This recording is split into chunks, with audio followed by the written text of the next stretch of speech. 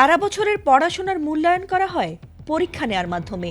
তবে পড়াশোনা না করে এসে পরীক্ষার হলে গিয়ে নকল বা অসৎ উপায় অবলম্বন করেও অনেকে পরীক্ষা দিয়ে থাকেন, আর তাতে ধরা খেয়ে নানা শাস্তির মুখোমুখিও হয়ে থাকেন অনেকেই।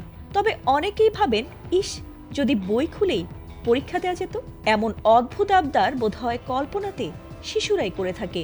তবে এবার বাস্তবেই এমন এক ঘটনা ঘটেছে, তাতে রীতিমতো চমকে উঠেছেন অনেকেই।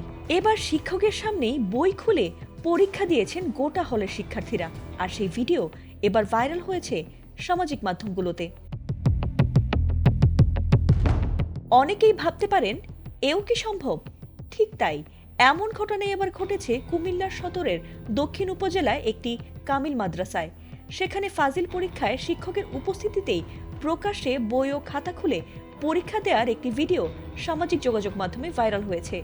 বই খুলে এমন নির্বিঘ্নে পরীক্ষা দেওয়ার নজিরবিহীন সেই অদ্ভুত দৃশ্য দেখে বিস্ময় প্রকাশ করেছেন নেটিজেনরা।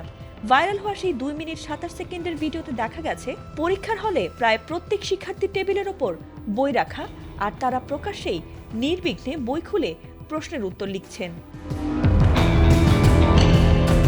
জানা গেছে ভিডিওটি কুমিল্লা সদর দক্ষিণ উপজেলার পিপুলিয়া ইসলামী কামিল মাদ্রাসার। সেখানে বর্তমানে ফাজিল অনার্স প্রথম, দ্বিতীয়, তৃতীয় ও চতুর্থ বর্ষের পরীক্ষা চলছে। গত রোববার প্রথম ও তৃতীয় বর্ষের পরীক্ষা অনুষ্ঠিত হয়েছে।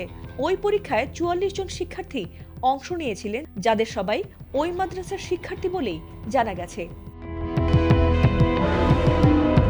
এছাড়া নিজ মাদ্রাসায় পরীক্ষা কেন্দ্র হওয়ায় শিক্ষকরাই বই খুলে পরীক্ষার খাতায় লেখার সুযোগ করে দিয়েছেন বলে অভিযোগ উঠেছে। এমনকি ওই মাদ্রাসার ভারপ্রাপ্ত অধ্যক্ষের বিরুদ্ধে পরীক্ষার ফি বাবদ 500 টাকা এবং দেখে লেখার সুযোগ করে দেওয়ার কথা বলে আরও 600 টাকা সহ মোট 1100 টাকা করে প্রত্যেক শিক্ষার্থীর কাছ থেকে আদায় করেছেন বলেও অভিযোগ রয়েছে।